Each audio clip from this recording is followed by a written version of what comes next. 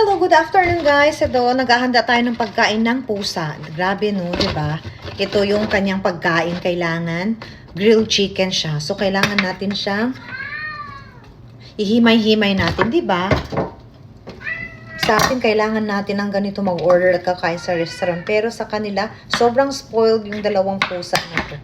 So, since wala akong nakitang chopping board, I have to use the tiles. So, itong pagkain nila, this is isang pecho ang tawag sa atin dyan. So, this is good for 2 days na para sa kanila. Ayan, kailangan mong himay-himayin kasi, ayan, naghihinalo na sila sa gutom.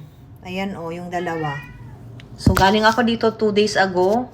Kailangan every 2 days. So, ito guys, ang pagkain niya. At ihanda natin ito para sa kanila. Natin ipapakita ko sa inyo. At saka ito, with the grilled chicken and my wet foods din sila.